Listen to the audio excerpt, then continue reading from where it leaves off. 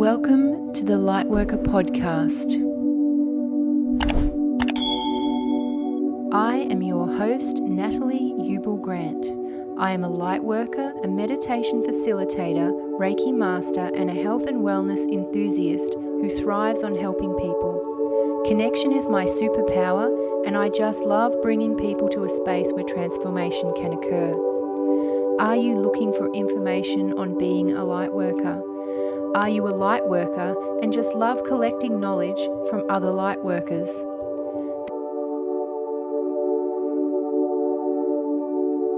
Middle would be like integration and time over months, where being able to talk about it and just be witnessed in the fact that I'm a real human in a real experience, and what's happening was really shit. It was scary. I would put that under the banner of being very scary.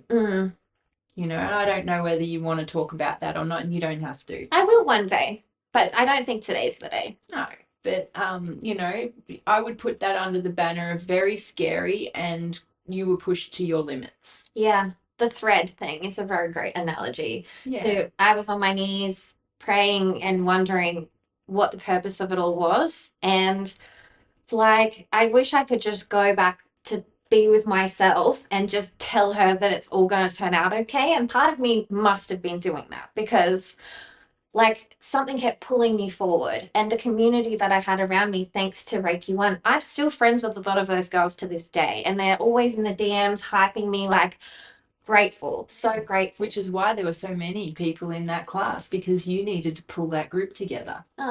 Yeah. Do you know, like that's how Reiki works. When you have a group of people come together, those people need to know each other. Yeah. If it's only a couple of people, those people need to know each other. If it's a big group, that big group needs to know each other. And how else is the universe going to conspire to make sure you all know each other? They bring these groups together. I can attest to that in so many different ways. Even this afternoon, like Right? I rocked up here at the end of one of our sessions, and just it's always the right place at the right time. Is all I'll say, and there's always a reason for it. Yeah. And you don't have to go and analyze the reason. You just feel the reason. Yeah. And it's just an experience that you're having in the present that you get to hold in your heart and go, damn, there's something cool about this, you know? So Exactly. yeah.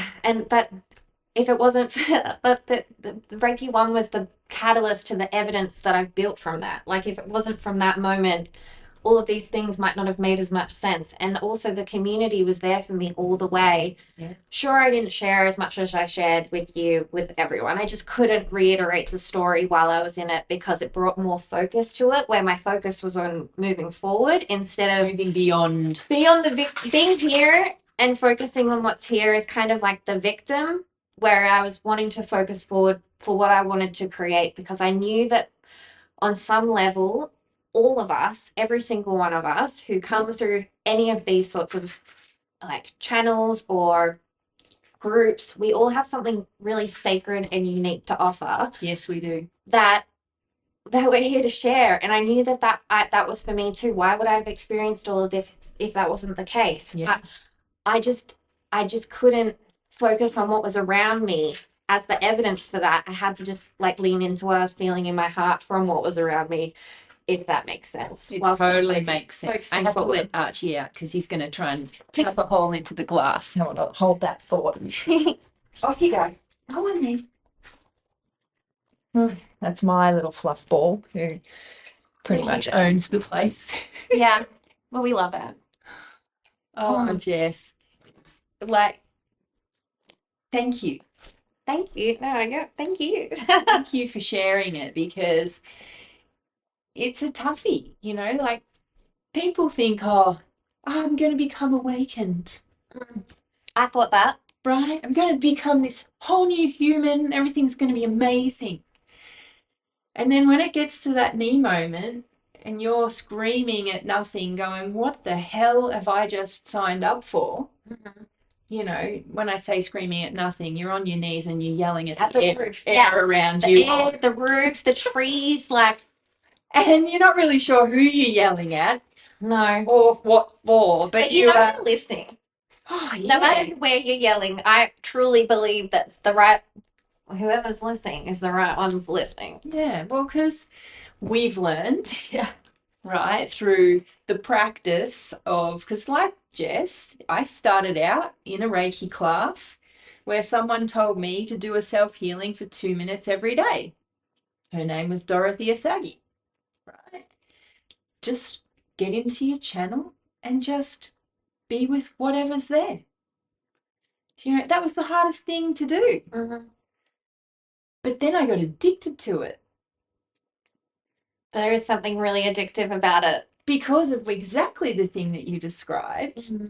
of what I noticed was when I did do that, everyone that I met that day, I would have a different experience with than what I'd had in the days where I wouldn't be with myself first, you know? Mm. And not, it was just, the evidence just piled up of how important stillness in the now moment actually is, and how we've been taught to run anywhere but there. Get away anywhere but there. Pain comes up, we try and fix it. We try and get rid of it. We try and do something with it rather than just being with it. And a feeling rises in you. Everyone around you is so panicked because you're crying. Yeah. Right? Why do I find crying so scary? I'm not sure. Or you're angry and everyone around you can't deal with you being angry. Mm.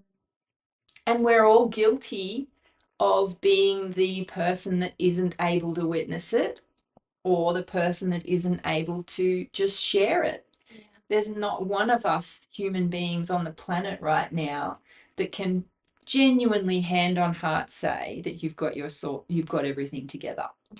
You know, I'm trying really hard not to swear on the podcast because it's one of the things that YouTube doesn't really like. Oh, and hopefully nothing slipped out then. You know, if it comes out, it's not so bad. But I'm actively trying, because, as you know, I just let it all fly because it's just an emphasis way of speaking. It's really good for your throat chakra as Just well. open it up and let it all out. But yeah, hand on heart, most of us, we try really hard every day, and where we haven't been able to show up the way we've wanted to, we do better the next day. Mm-hmm. You know? And with that, every day it gets a little bit easier and a little bit easier and a little bit easier. And it definitely, for me, I noticed the same thing. They're tested to just that stillness, just being quiet, being with whatever's happening, you know? I had to run in the beginning. Okay. So in order to be still and be present, if I wasn't doing a self-healing Reiki, I actually couldn't sit still to meditate.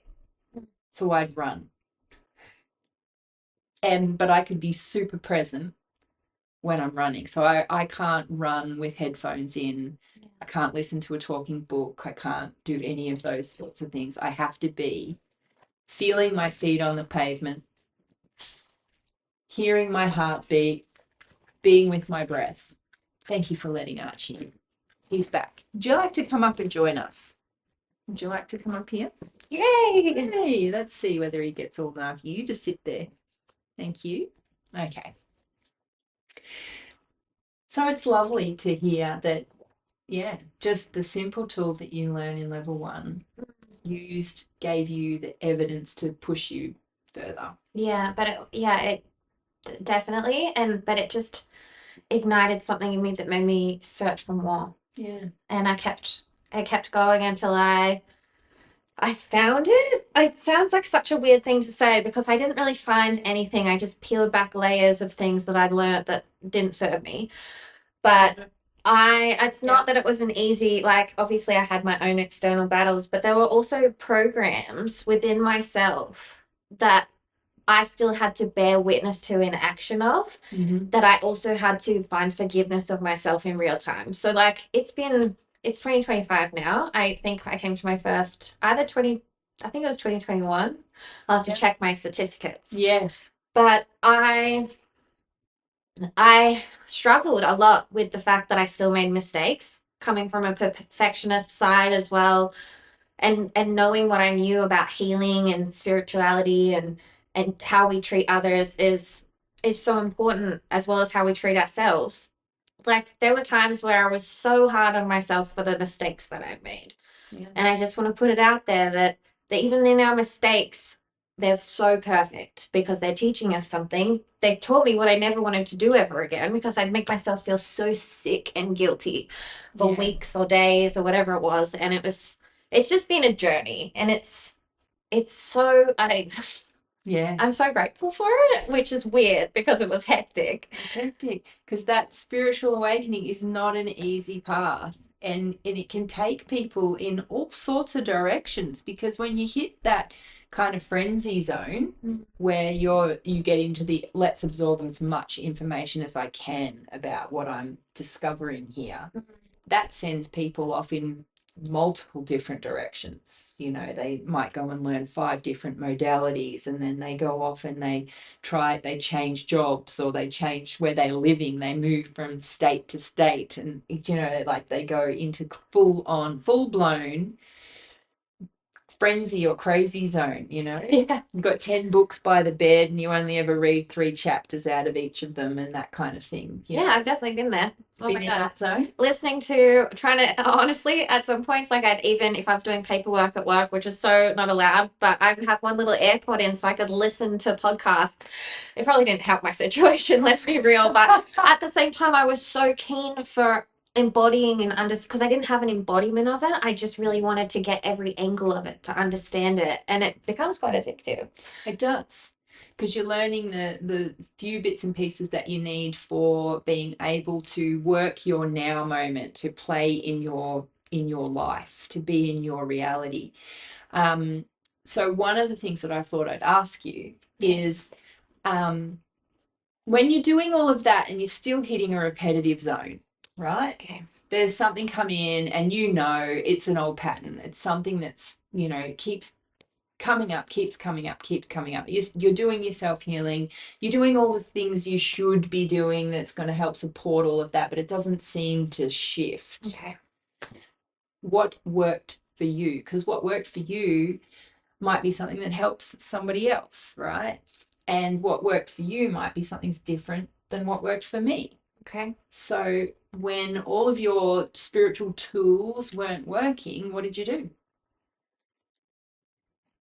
When all of my spiritual tools, there's a few things, but the first thing that's coming to me is that I would set the intention and ask my higher self, what do I need to, like, who do I need to work with, or what do I need to do to help me with this? Because it is literally, like, there was one trigger that was coming up for me with men.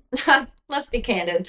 It was with men. And it was one in particular who I was hanging out with, and he seemed like fine to hang out with, but something in me was so physically unsafe and uncomfortable that I couldn't rationalize it, and it would send me to the highs and lows, and I'm like, we're back here again. Like, Yeah. couldn't figure it out on my own, was journaling, doing all of the things. And so I set the intention with my higher self to show me to the healer, mentor, guide that was next to work with me with respect to this and more potentially. I just leave it open to the universe. I like that. So I'm looking for someone that's going to help support me to come to whatever I need to know about this thing. Yeah, I felt like it was inner child root cause stuff, Yep. which is something that I'm very fascinated by to this day, which is pretty, like, I went through that experience because it ended up being something I'm really fascinated by. But yeah, I put it out. I was like, I feel like this is my inner child. Like, it feels something from my childhood. There was a lot to do with like dynamics with men, and from a childhood lens, you just don't understand stuff.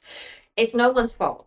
You just don't understand it. So I put it out there, and it wasn't the name that came into my head that was the person that I was meant to see. Yep. But they knew exactly who I was supposed to see. And it took me 2 weeks to reach out to them because I kept denying the download until it got so loud she started popping up anymore. Yeah, she was popping up in front of my face, and I was like, okay, I'm just gonna ask her and just see what she says. And instantly she sends me this woman's profile. I still work with her to this day.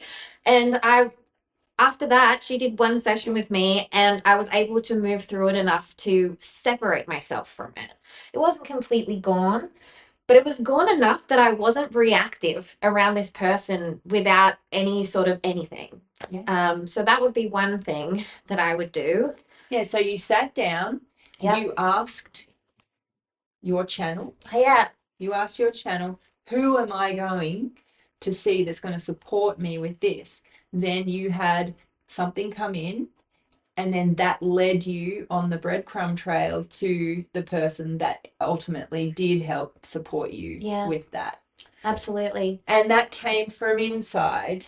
Yeah. I don't even know that I was necessarily sitting down. Generally, I'm just walking along the beach with the dog. Yep. And I get an idea of like, this is bothering me so much. Yep. I'm so over it. Yep. I start having, like, I have conversations with God, higher self, Yes. a lot.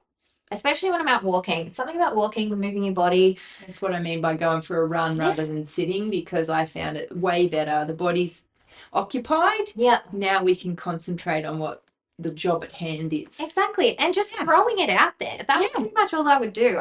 Ask a question. And you have non-attachment to it. Because you're just kind of like, I'm already living with this. Yeah. Like, I'm okay.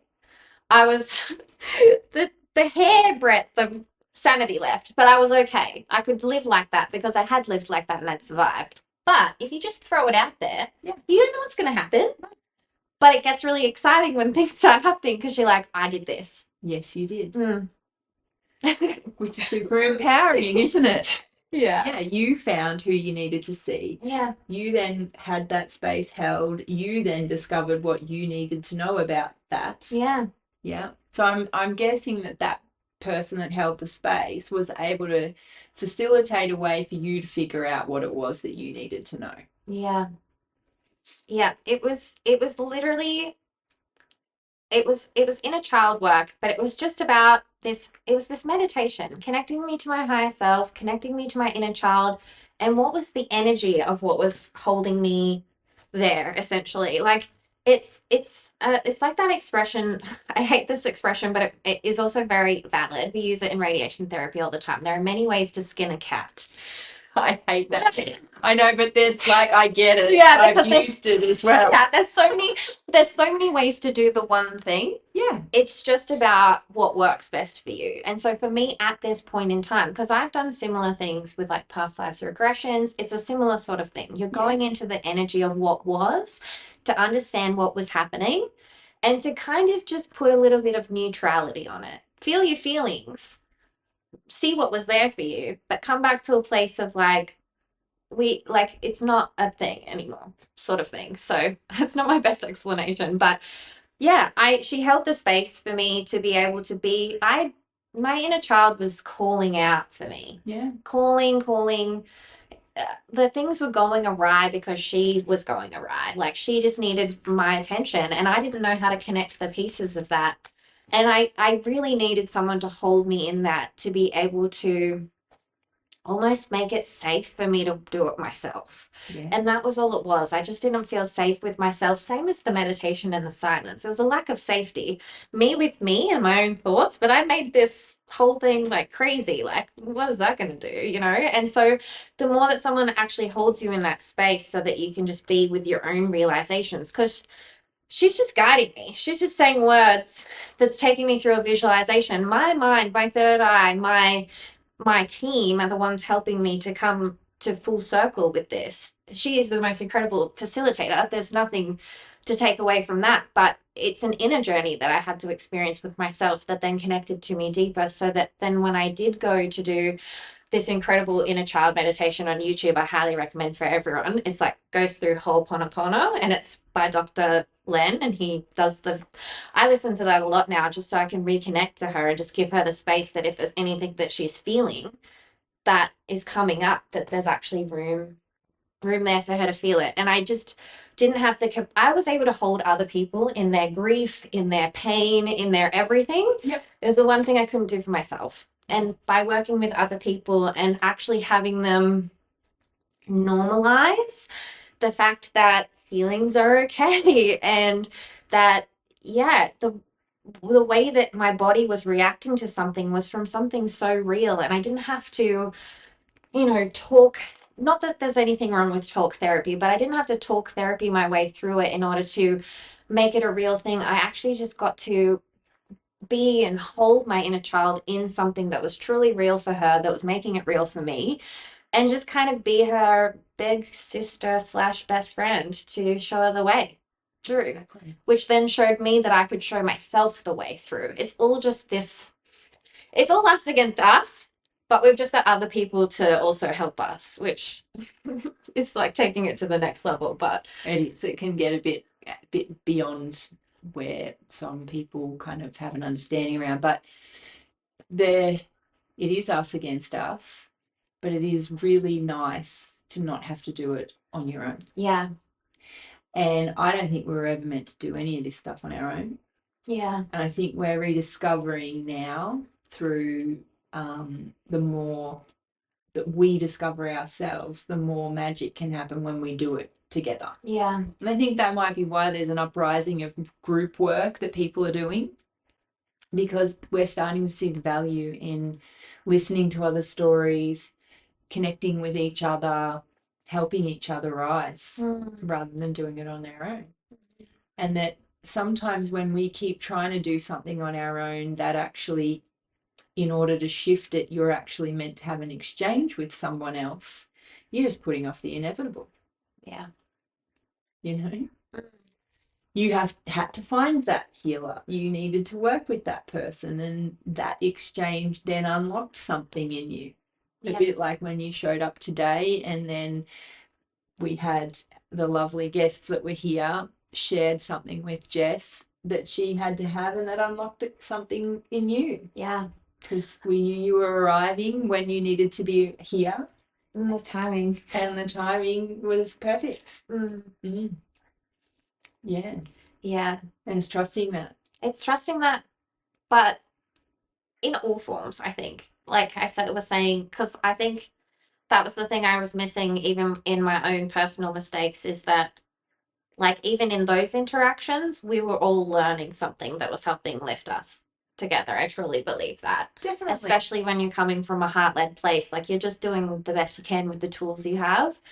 All interactions, all timings, everything has place and purpose. And our presence to that means that even in our darkest days, we can find that little bit of like magic and enjoyment in it if you choose to be present to it, because it's all happening on purpose for a purpose. It's our job to just be with us to see that and to get together into community and share that so that others can have that moment of realization for themselves too, so that then, you know, you're not didn't like I used to gaslight myself out of believing any of this stuff was real. Like, and it's normal, it's totally normal. But the more that I was able to listen to others in group and see their experience and even watch them transform, like, oh my gosh, like the people that I started Reiki 1 with and seeing where they're at now, like chalk and cheese, but in the most beautiful way. Like, it's truly something that you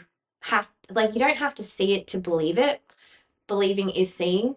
It's a circle, but gosh, is it the coolest thing to witness when you also get to be a part of that. And so if I hadn't, there's so many times as well, just speaking on community, where I felt so much resistance that I did not want to go to Reiki 1 or Reiki 2 or Reiki 3 was okay, I think, but still the curiosity was just pulling me to that one. But there's been so many times where I've thought to myself, oh, I'm not meant to be in that room, or I'm not like everyone else here, and all these sorts of things. But like, I still showed up, and I'm always glad for the times that I did. Yeah. Because you're showing up for yourself. Yeah. Yeah. And you're deciding that judgment, because what happens is, especially when we're on this path, a lot of people go into the comparison phase where they're seeing how far along someone else is. And then that for whatever reason, they then look back at themselves and then they'll judge that, well, they're not as far along as that person, you know? Yes. Based on what? Based on what you see on Instagram, based on what you might see, you know, in one conversation, 10 seconds when you meet someone at a group. So who is it that really needs to have the light shone on them? We do. You know, when we're still comparing ourselves to other people, when we're still judging what somebody else may or may not be doing. We do. And so to push through that and just go anyway, that's honoring yourself. Yeah.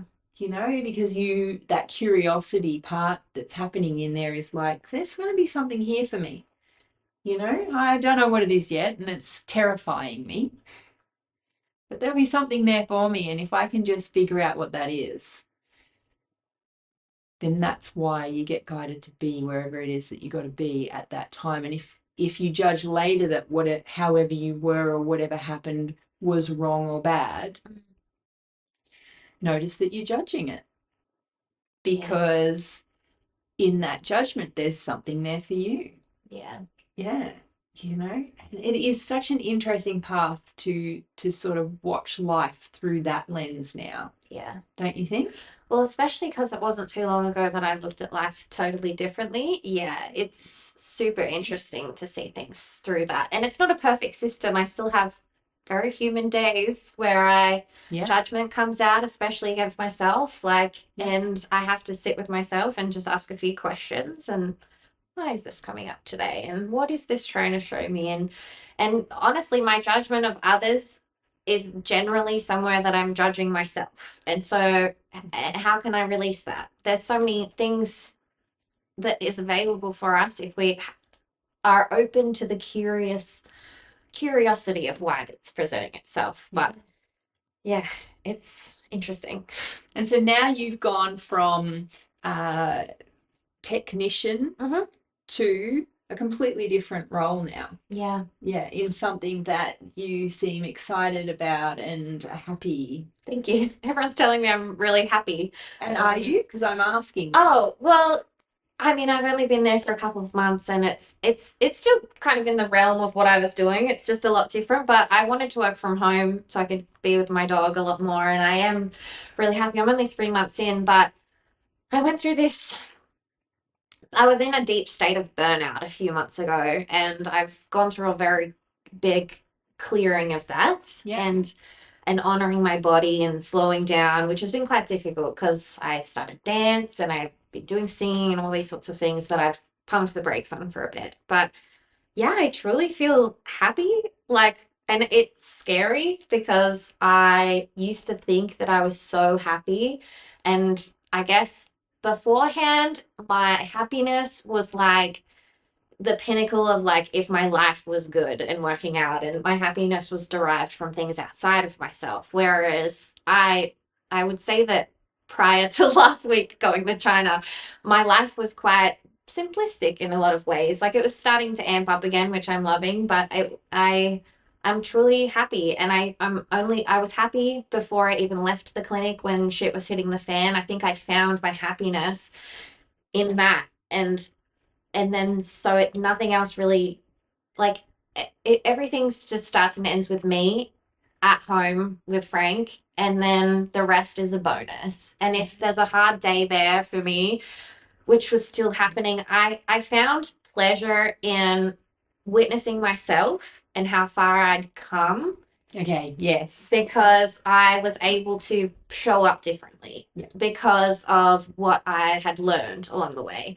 So because prior to this year, well, last year was actually like a huge death to rebirth for me. Like pretty much every area of my life burned and crumbled to the ground so that I could be reborn. And all the signs prior to that moment were reflections of the fact that I was seeking outside of myself for the answers, and instead of just being happy and grateful for what I already had, essentially. Like I was constantly outsourcing, like in therapy or to my parents or to Nat or at work, like for validation of the fact that I was doing a good job instead of recognizing it within myself. And instead of tapping into my intuition, although I was doing the tools and the tools were working, I wasn't asking myself for the guidance. I was still seeking that outside of myself. So everything had to crumble in order to be reborn into this. And And through that, I had to find happiness in what was there. Like, I couldn't keep living in this victim state of everything's the worst for me. Like, why is my journey like this and nobody else's journey is like this? Which is something I definitely felt a lot along the way. Yeah. And I found my gratitude in my lowest of lows in order to rebuild from that place and just be grateful that I wake up every day. Like the other day with love, my little Frank weaned on something. And instead of getting mad, like this is how I show up to things now, which I'm really grateful for and I'm proud of, is instead of getting mad, I got to be like, I'm so grateful that I created this animal. Like I didn't create something so that I could only be happy with her being perfect. Yeah. I created something that I love with my whole heart, no matter what she does. And I really had, like, I saw that within myself, like, only a few weeks ago. Not to say it wasn't there before, but being in full witness of it.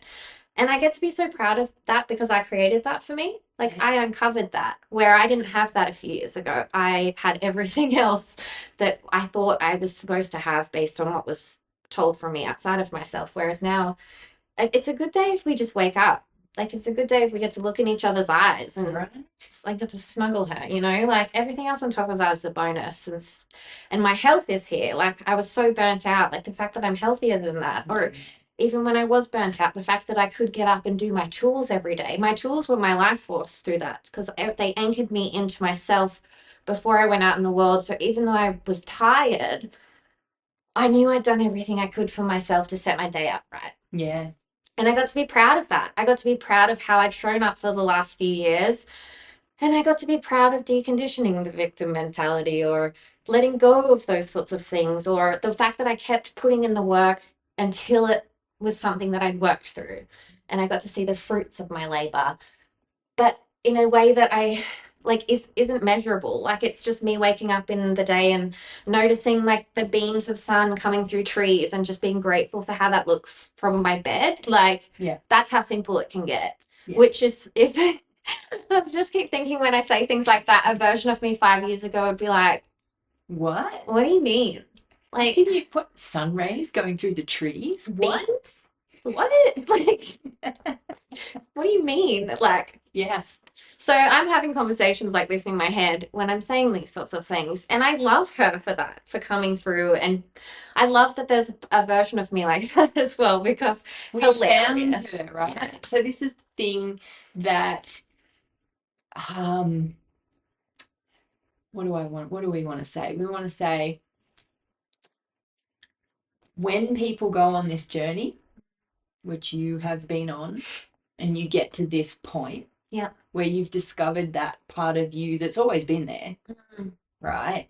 But it's like you weren't attuned to that one. You were attuned to all the other stuff. Yeah. And that other one's ever present and has your back. Yeah. Right?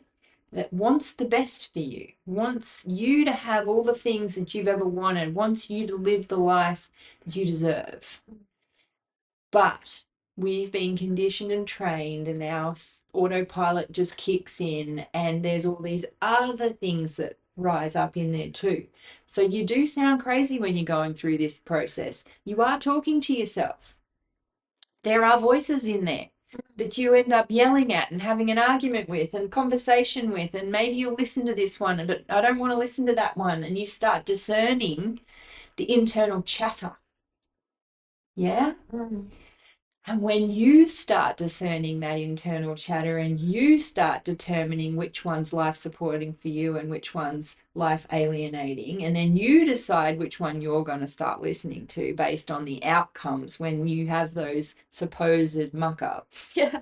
right? Which are not muck-ups, like Jess said. They're just lessons and teachings. They taught me a lot.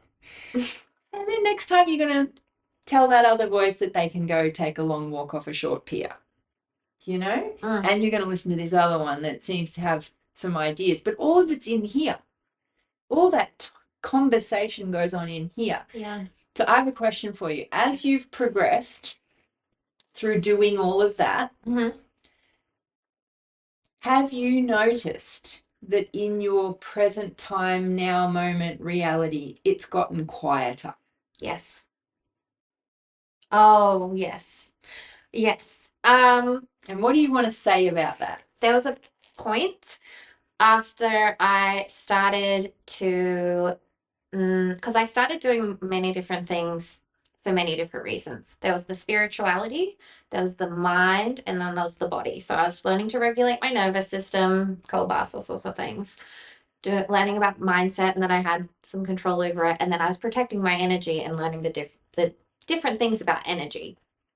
And the more that I was learning about these things and discerning the difference between, the louder at first this thing got. Like the ego voice, there were some days where I don't want to scare anybody, but there were some days where it would be so loud that I would be crying, being like, how do I shut this thing off? Yeah. Like, Well, you're not the only one that has this happen. okay. Oh, Right? it was weird. It was This is weird. part of the path. Yeah.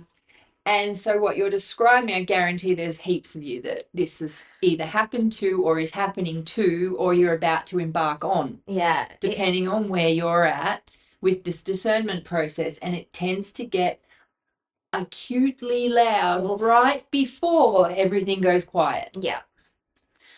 It really got so loud. It wasn't too long, but at the time I was like, have I done something where this will never end? I promise you it ends. But it got really loud, and then it became more of understanding who was who in the zoo, I guess. Yeah. So it was like, okay, cool. I'm feeling this. Like now I can tell what sort of energies I'm like feeling or what's happening based on the thoughts that I'm having, the quality of my thoughts. Like because generally it's silent in there, unless it's like a cute little download, and then that just feels like being fun. If it's anything edgewise, I know that there's something for me to look into, and it's like compared to what it used to take, the 100 years, it's like 10 seconds now. Like it's just one and done, and it's just like energetic hygiene. It is. Yeah, it's just like a daily like shower of energy. An energy detox. Mm. Yeah.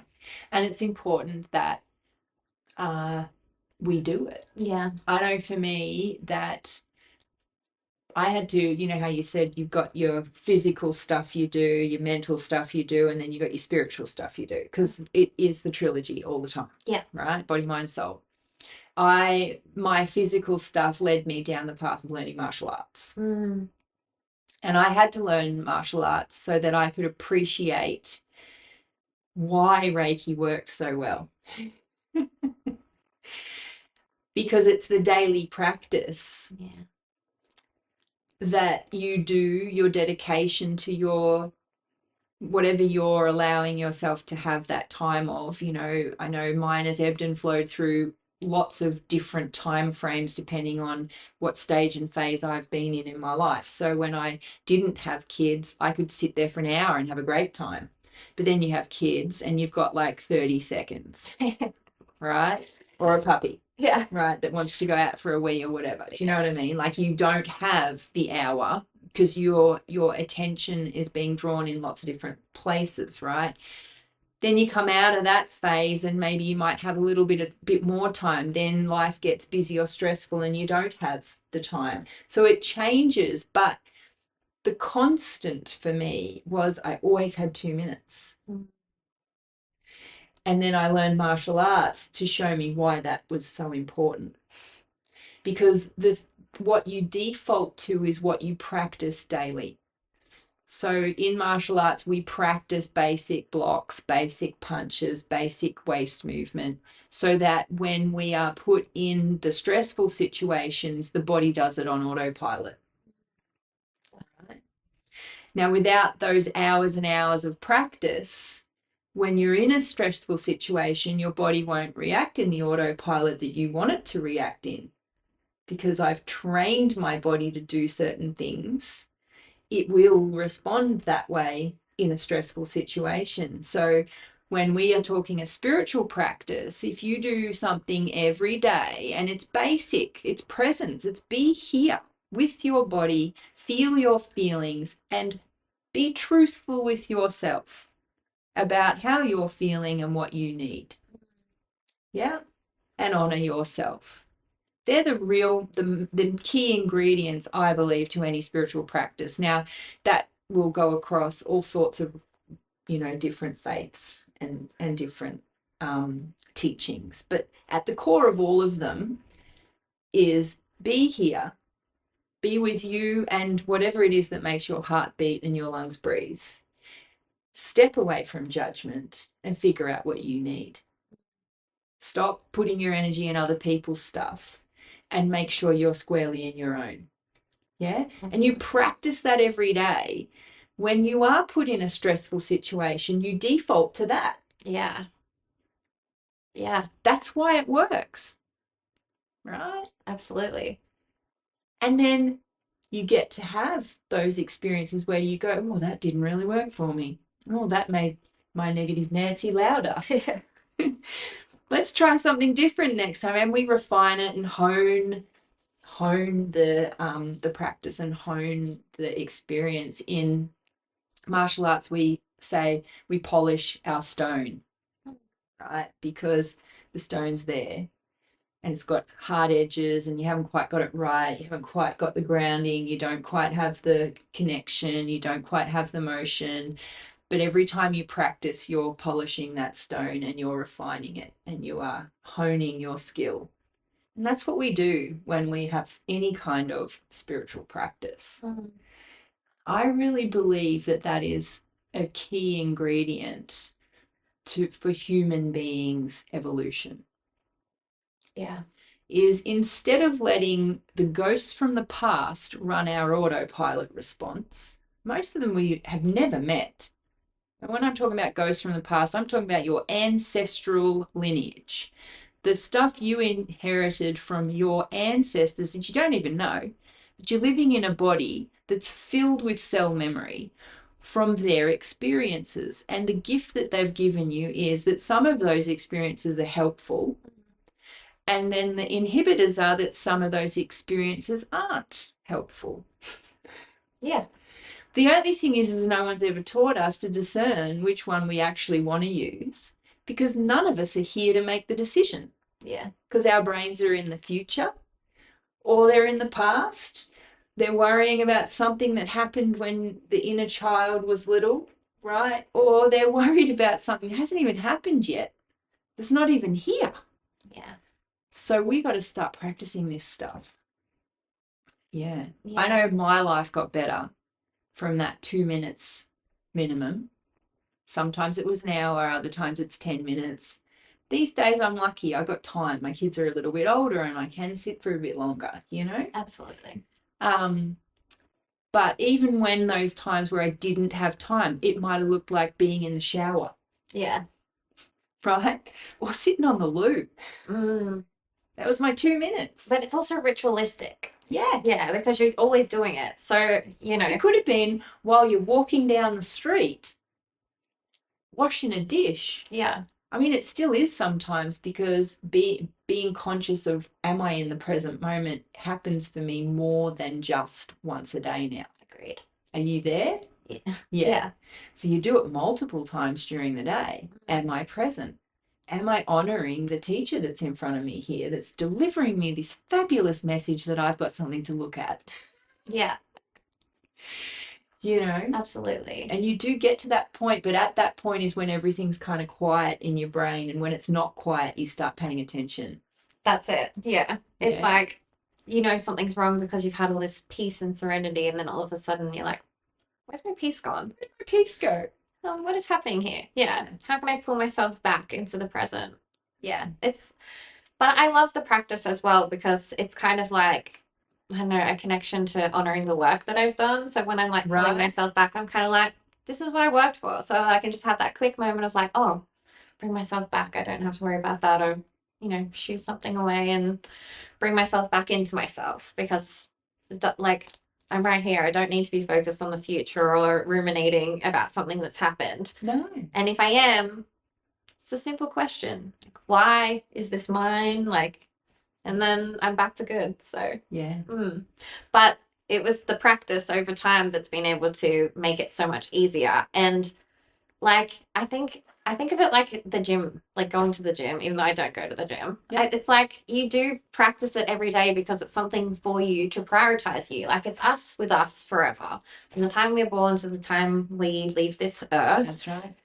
We're with us. We're the center of our own universe. And so like it's not selfish to self-care, and this is a self-care piece for me as well, like because it gives me so much more than I could ever hope for. Like it changes my interactions, but it also changes the way that I show up because I know that I'm not holding on to anything. Yeah. And just from practicing it over time, a little bit in the morning, but sometimes, yeah, my Sundays would be just me with me, like hanging out and doing cards and stuff, whatever your tool is, like that brings you back into that. And so I don't know. It's just the coolest. It's being on the other side now. Like it's been the coolest, most amazing thing that I've invested my time in. I've invested money in it, sure, but my time is my most valuable asset here on this planet and this experience. And if like it's been just the worth its weight in gold. Like everything you put your time and attention into expands your life, especially if it's something that you enjoy. And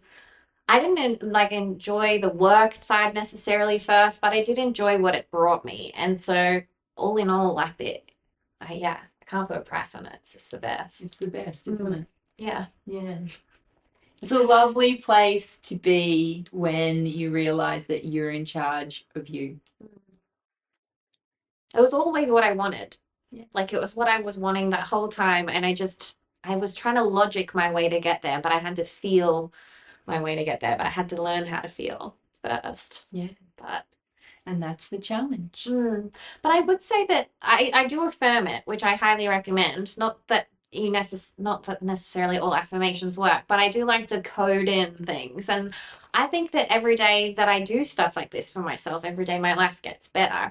And although sometimes the evidence was not in my corner on that one, overall, zoomed out, it's every day that I put into myself in these three ways, mind, body, and soul, just little bits. Yeah. I get mountains back in different ways. And it's not just things, it's experience. Like the interactions I have with people are probably the most amazing and most important things that I have in my life, besides my little Frank. And like I wouldn't have been as present to all of the beauty that I've had in my experience if it wasn't for doing these sorts of things. Yeah. I just felt really cool to say that. So thank you. You're welcome. So, and you said earlier that you may or may not be cranking your podcast up again. I am going to be cranking it up again. So it's going to be entirely different. So previously, for any of you out there who know, I had a podcast called The Happiness Channel, and everyone used to call me Happy at work and in my life. And then I lost her. She died, unfortunately, but she served a purpose and we loved her. And it's not that I'm not exuberant with joy every day or when I feel like it, but it no longer resonated with me to be in that branding, be in that name, and be that version of me anymore. And so I am releasing a new podcast. It's called Rebirth Era, as that's the era of my life that I'm in. Fabulous. And I think that it's important to talk about different tools and little things that not just spiritual, but all sorts of things that just like little things that you can do for yourself that prioritize you, which sends to your energy that you're important, that then can start to shift your life. And it can be little things like taking a bath or just, like just being present to the fact that you're doing something for yourself. Like it's amazing how you can do 100 million things for yourself in your life every single day, but not be present to one of them. Yeah. And so you think you're not doing anything for yourself. And so it's just about bringing awareness and just having conversations to, I don't know, talk about the fact that this stuff's kind of cool. It's really cool. And the more that we can open ourselves up to what we're capable of, like, how cool is that? Like, what do you think you can create? So, what do you think you can create? Yeah, it's kind of start listening to your own heart. Yeah. Yeah. And what amazing. And what you can overcome within yourself, I guess, because yeah, it's been a journey. But at the same time, it wouldn't have if it's happened for me. It can happen for you too if you're resonating with anything that I've said here today. You can find yourself and your way through it all. You've just got to start to follow the crumbs. Yeah. Yeah. And sometimes those crumbs have been right in front of your face for a really long time. And it is just having the guts to just take that first step. Yeah. Yeah. Yeah. So I hope you do. And thank you, Jess. Thank you for having me. I've really enjoyed myself. So lovely. So we will put some links in the notes so that you can connect with Jess if you're feeling the need. And yeah, hopefully when you get your podcast cranking, you can send me that link too. I will. Yeah. Lovely. All right. Thank you. We'll see you next time. Thank you. Oh, thank you. So